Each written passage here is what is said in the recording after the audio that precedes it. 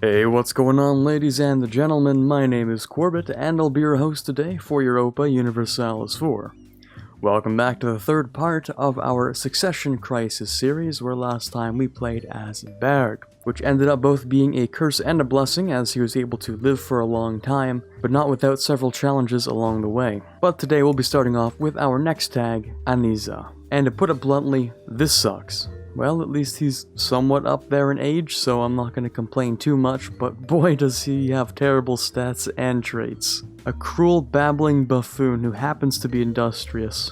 Wow. And as it turns out, the AI has gone ahead and already picked the idea group that I would have gone with anyway, so that makes my life a little easier. But really, the only thing we have going for us at this point is the fact that we're allied to the Ottomans, and the Ottomans this game aren't even doing particularly great. In fact, they've already lost a little bit of land to the Mamluks. Alright, well, I'll give it a shot, but it's pretty likely that in the next 10 seconds you guys are going to be seeing me swap to another tag already. Alright, we're pretty far behind on that whole tech thing. I think it's within our best interest to move our capital back over to Medina, and I'll dev it up a whole bunch. Well, I guess we can embrace the institution if nothing else. Yeah, this is painful. There is nothing for us to do here. No expansion opportunities. Nothing. And all of our land is absolutely garbage to develop. Okay, I kind of give up. I'm just gonna assign my ruler as the military leader and hope that it helps him die faster. You know what? This works too. Please, just end my suffering. I will accept this fate. Just get it over with. Alright, see you guys when this war is over.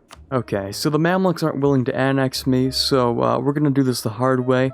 I'm just gonna wait out the entire thing.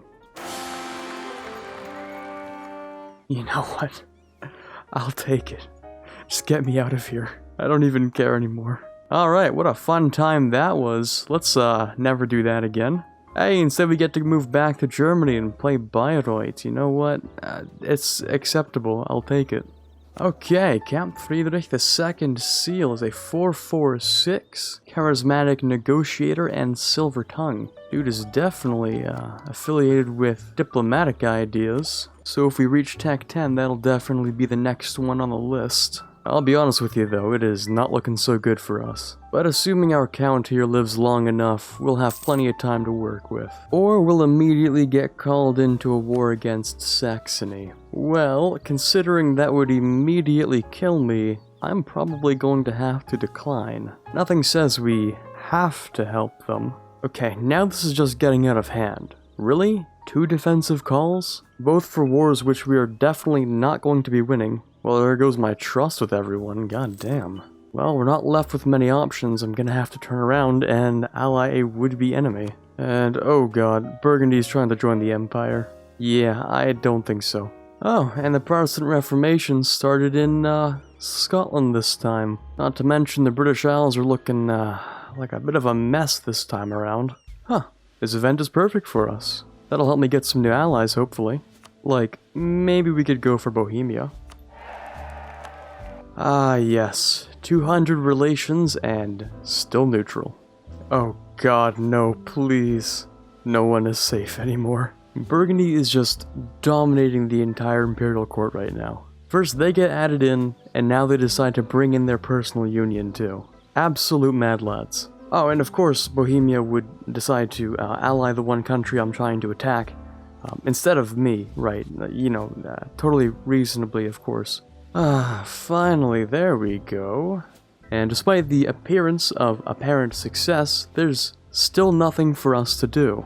Except maybe, I don't know, make some more wool or something. Well, at least Bohemia's taken pity on me and decided to give me a couple of subsidies. Not that that's really gonna change much. It also doesn't help that Bohemia is completely uninterested in Germany and doesn't want any land inside of it. Oh, and guess who was allowed into the Empire? This is getting a little bit out of hand, maybe. I may have also forgotten to mention that Burgundy's currently the Pope, too. All that's left is for them to be voted in as the actual Emperor. And who knows, maybe that'll happen too.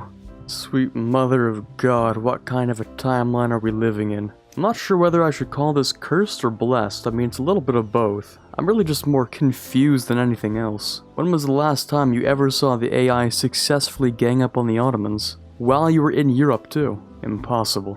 Oof. This is, not a good situation to be in. What does that make? Defensive war number 3? That is a definite loss? Yeah, not helping out that one. But this might give us an opportunity.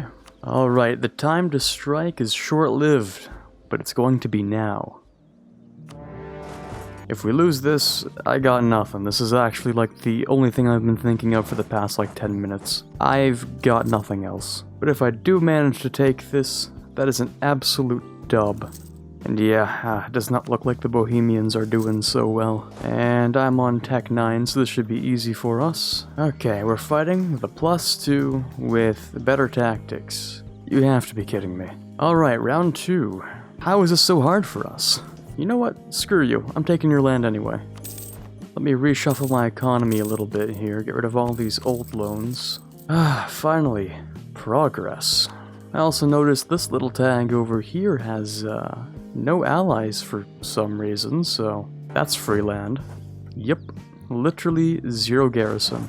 And there we go, the Days of Volt CB. Because there's a little bit of heresy down here that might have to be combated. Okay, now we can full annex you. Now, of course, I'm going to get unlawful territory from Brunswick, but if you haven't noticed, they're kind of dead. So it's not like they'll be doing much of anything anymore. Alright, next quantity idea as well. Wait a second, wasn't France more dead than this? I'm pretty sure they were more dead than this. Maybe they annexed a subject or two. Alright, gonna crack down on this autonomy here. So we could use a little bit more money. There we go, debt-free. And an impressive force limit of 10. Alright, I've been sticking my nose in a couple different places around Europe, looking for royal marriages and possible personal unions. But it looks like my absolute warmongering and alliance breaking is making that a little bit harder than I thought it would be. But there is still a chance for this guy over here and possibly with Ferrara. I've also noticed something quite worrying, and that's, the Netherlands is an electorate, but they're also being integrated by Burgundy. I don't like where this is going. Alright, we'll pick up this next idea, but that'll be the last one for now. Hey, we've been guaranteed by Bohemia. Feels good, man. At least I won't be getting killed anytime soon. Unfortunately, we're also in this weird situation where I can't attack anyone either. In this weird little status quo. Okay, what are we looking for that'll help us in the short term? Let's see. Well, honestly, none of these things. But I might just go after parliamentarism to make things more interesting. So, let's support our abysmally ruling dynasty. And, simply enough, we get to win. Oof, okay. This might be a war I could actually try for. The numbers are in our favor after all. So, can anyone give me a quick explanation as to why he's allowed to do this? You know, just walk across my fort as if it's not there? Suspicious. Fort's for thee, not for me, says the AI. Thanks, man, that's, really cool actually, how you're just allowed to do that. It's really nice. I like that a lot. Alright, it's official. We're living in the worst timeline. I abdicated one king of France, and somehow the butterfly effect created all of this. Thick Burgundy, Danish Scotland, dead Ottomans, and reverse Austria-Hungary, which I might like to add the Burgundians are trying to contest. And seeing how Hungary's looking, they might actually win. Well, those guys really came out of nowhere. Oh. Okay, so I'm just gonna get nothing out of this then, I suppose. Well, you know what? At least he didn't give my land away. I lost relatively little from that conflict. Hey, there we go. Now we can embrace the institution. And take up a couple of times. Okay, let's go ahead and rival Würzburg, and look to try and get a claim on him real quick. Yeah, all of my expansion opportunities seem kind of, you know, terrible. And I'm being converted. Isn't that great? And just for good measure, I'm going to go ahead and rival Ansbach. I'm hoping that'll try and make them break the royal marriage with us so that I don't have to do it myself. Yeah, there we go. Which means now I can declare on him without any stab penalties. Okay, well let's get started. And here we are. Finally, able to expand after so long. Alright, gonna grab some money, a bunch of war reps, and some prestige. And finally, another province.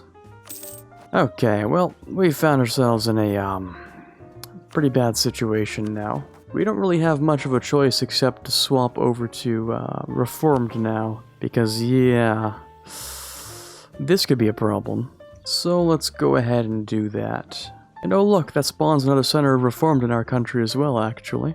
So it's a good thing we did that early on enough. The only problem this leaves us with is the fact that Poland is the defender of the Catholic faith. So I'm gonna have to be attacking pretty exclusively Protestants for now. Hey, there we go, we finally made it to our next idea group, which I think I said was going to be diplomatic, considering both of the traits of our ruler.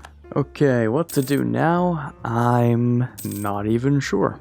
I guess the main point would be to just sit here and wait for the Centers of Reformation to do their thing. It's not like I can attack any Catholic nations. Okay, next debate will be for technology. You know what, if there's one thing I can do, it's at least this. Ooh, never mind. Apparently it's nothing. We're not allowed to do anything at all. Okay, well, that was sort of a somewhat short-lived journey on Bayreuth there. And by short-lived, I mean not at all, just nothing happened for a long time.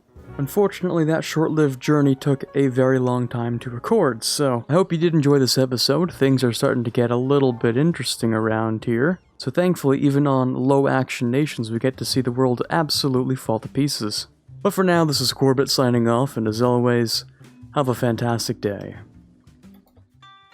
Of course, I'd like to give a special thank you to all the people over on Patreon for the month of April. Starting with those we have in the general tier: Quiet Guy, Brendan Arsenault, Ben Greenhagen, Torvald, Dire Avenger, and Farron. Those in the Prince tier: Snow Raven, Rockbox 2020, and Robert Caleno. Those in the King tier: Chewy Shoot and Natsuki. In the Elector tier: TFLJ Martis. And in the Conqueror of Worlds tier: The Watcher. Thank you guys so much for your pledges this month. It means a lot to me.